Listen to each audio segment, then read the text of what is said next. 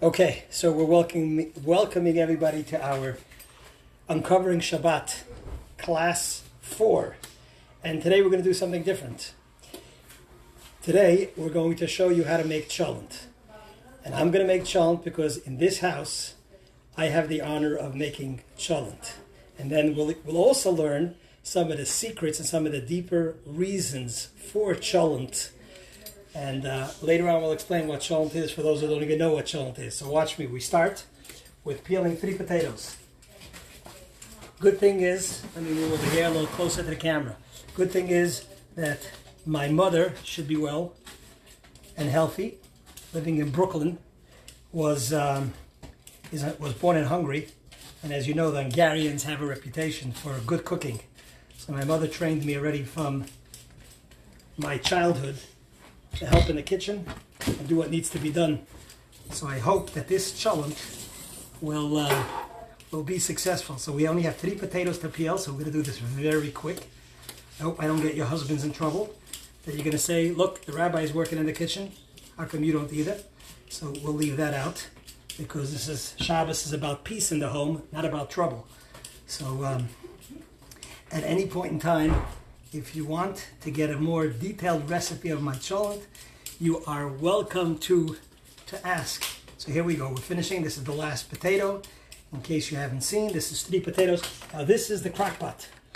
So while this is not like a top professional cholent recipe, because I cannot give you exact numbers in terms of cups and measurements. Hold on a second. I'm right here. Just getting the power of knife. Yeah, you see here's the power of knife.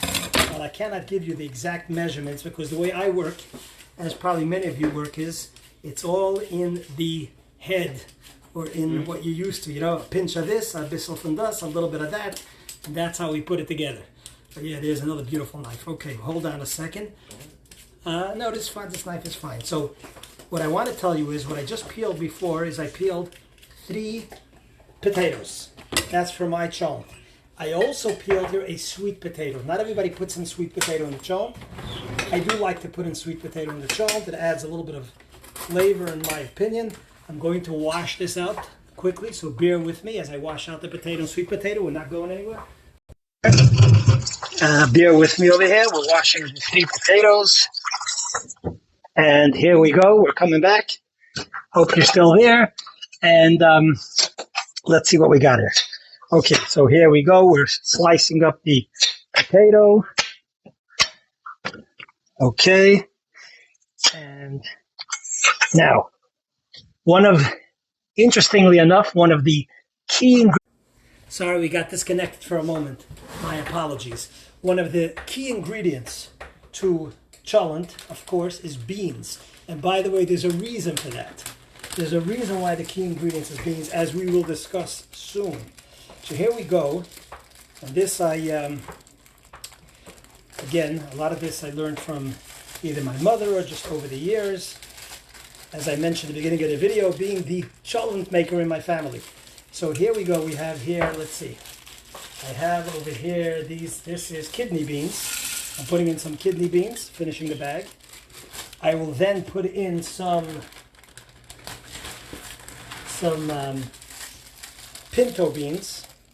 And by the way, just that you know, I'm putting together this cholent with some extra special love and care because I have the great honor that my grandchildren will be here for cholent.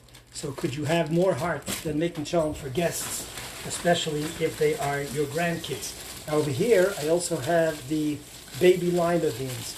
Now some people also put in, especially if you're Sephardic, they put in chickpeas. I'm not big on putting in the chickpeas, just my personal thing.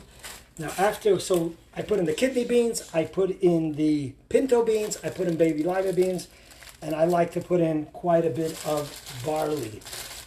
Sephardic circles, or even some other Ashkenazim, like to put in rice instead of the barley, but I like the barley. And over here we go. I'm putting in a little bit more barley. And then, once I finish doing this, hopefully you'll bear with me and we will teach you 1 or 2 insights into why we eat cholent. So, here, stay with me. Now, I'm going to go ahead and put in water. So for this, I'll show you afterwards. It is mostly full. A lot of it obviously depends on how much beans, potatoes that you put in here. I'm going to get a pitcher. Bear with me, please. Throw that away. Start the water going. And then I'm going to put in at least 1 full pitcher of water in here. But, and this is optional, I want you to know that putting meat into the cholent, in this case, I don't know if you see, I'm putting in some packages of cold cuts that is sort of laying around.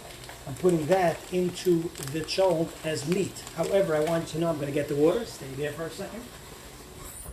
I want you to know, so here I'm going to put in a full pitcher of water based on how many beans I put in. And that's sort of what you need. I'm probably going to add another tidbit of water. But here we go. I'm going to open up this bag of meat, still working on it. And I want to tell you like this, that while I'm putting in this meat, the ideal meat to put into cholent is flanken. Obviously kosher flanken is the ideal meat. Not always so easy to get around here in South Florida. In New York, it's much easier to get it. But over here, it is better. Let me smell this. It smells good. I'm just going to give it a quick rinse. Stay with me.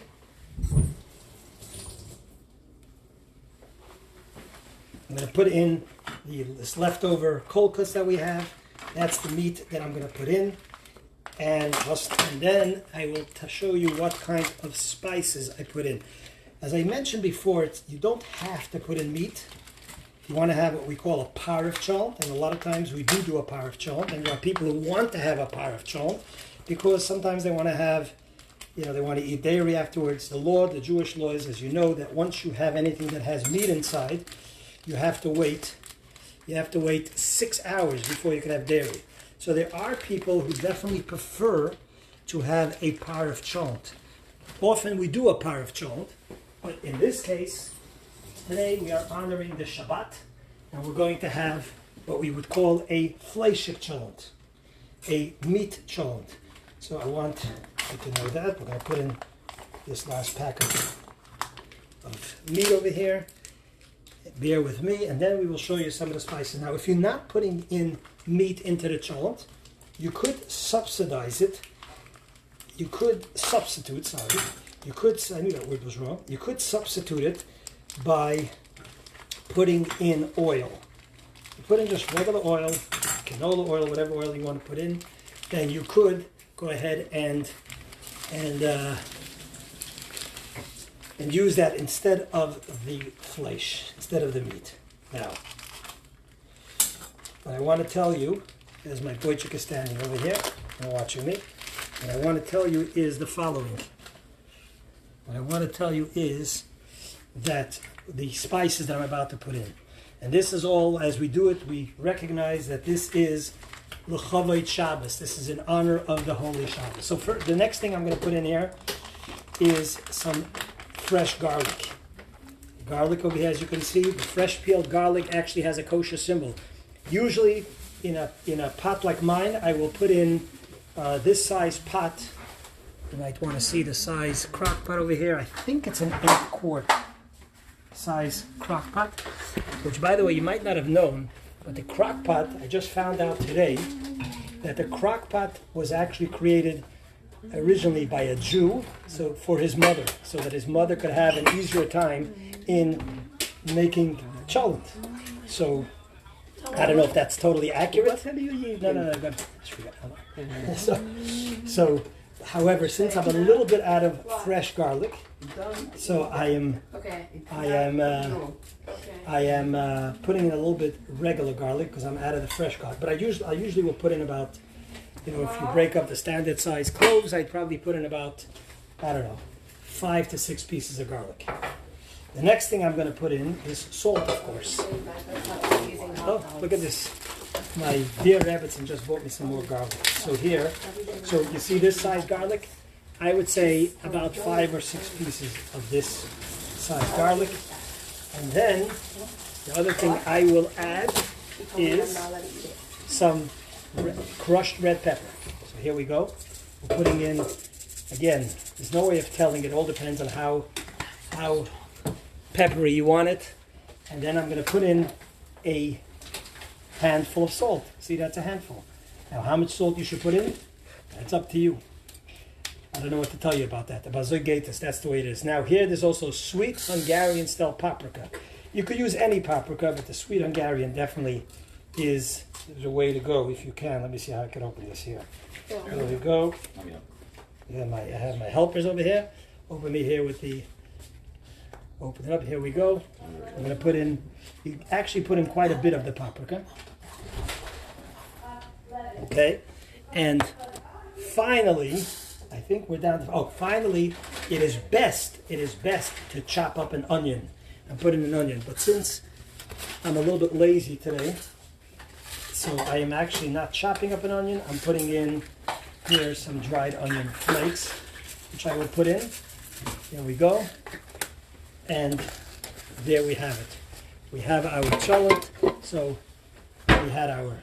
Let me just make sure. We had our meat that we put in. We put in all the spices, which is the salt, the sweet paprika, the red pepper, and garlic and onion. So there you have it. This is on a pressure cooker. We put it like this. It's going to cook. Not a pressure cooker. It's a crock pot. Sorry. See, Rebbitzin knows best. It's a crock pot. We put the pot on, and we're ready to go. Beautiful cholent for Shabbos. You see? Beautiful cholent, and it will be ready tomorrow. So now that you've seen the cholent, I'm going to walk outside over here and give you a little insight into why we have cholent on Shabbos. And just say hello to my good friends, Kivi and Tuki. They also celebrate the Shabbos with us. I do not give them cholent, but we sometimes give them other stuff. Okay, we're going outside here, and it's raining. It's a little icky. So let's see, I hope this works. Okay, I want to give you a little bit, some insight into why we have cholent on Shabbos. We have limited time, so I'm not going to tell you everything. Maybe next week we will continue, but I have nowhere to put this. I'm going to have to hold it. Sorry that it's a little bit on the shaky side. So I want to give you a little bit background on the cholent and why we have cholent on Shabbos and why it's so important. Cholent, which literally means, when we say the word cholent, it means like a mix of things. You say, don't make a cholent out of something, it just means a mix of things.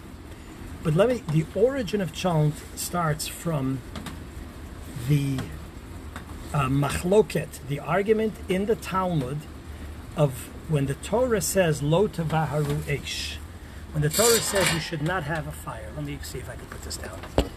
Hold on a second. Doesn't work. Sorry. When the Torah says that you should not have a fire, it says in the Torah, in Exodus, towards the end, Lo tavaru eish b'chol moshvatechem. You should not have a fire in all your places of dwelling. So the Karaites, during the days of the Talmud, there was a group called the Karaim.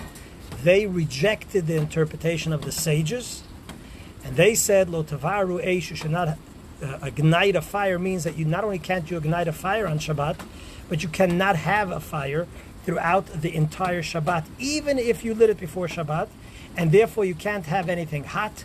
You can't have a fire burning, and they would sit in the cold the entire Shabbat. They would sit in the dark, and nothing hot.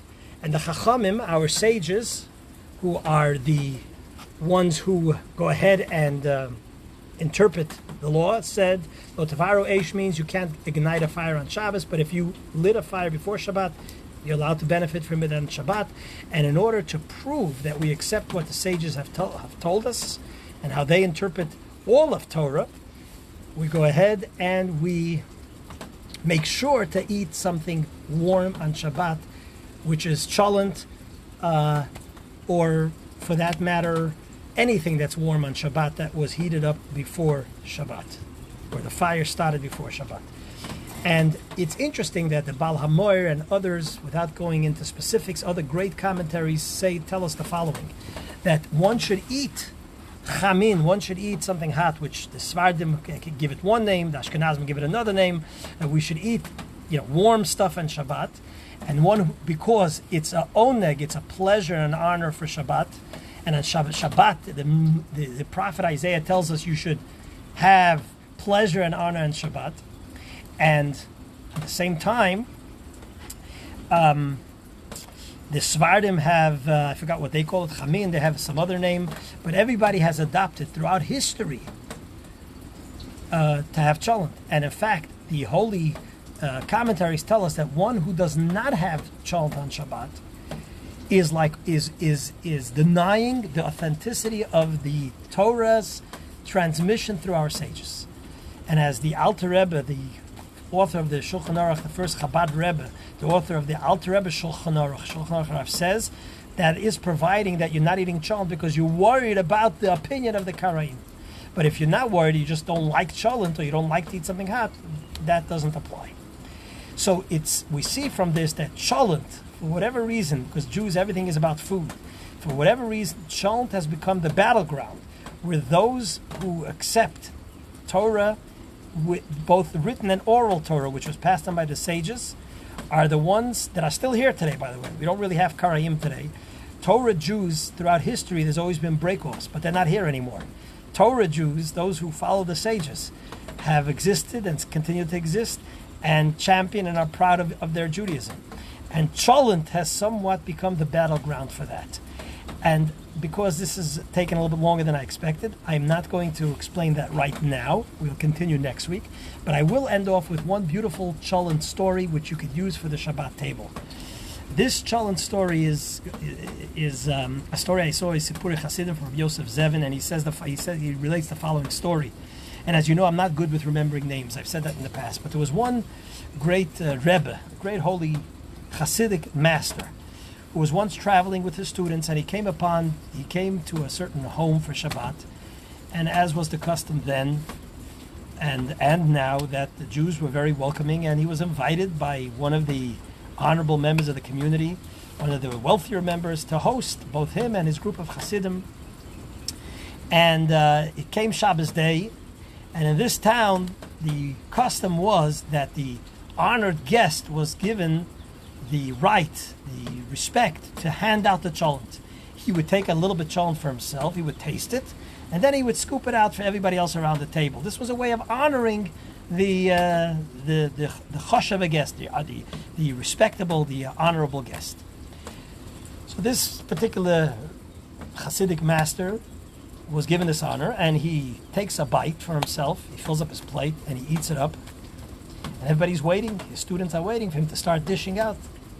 But to their surprise and amazement, he takes another scoop.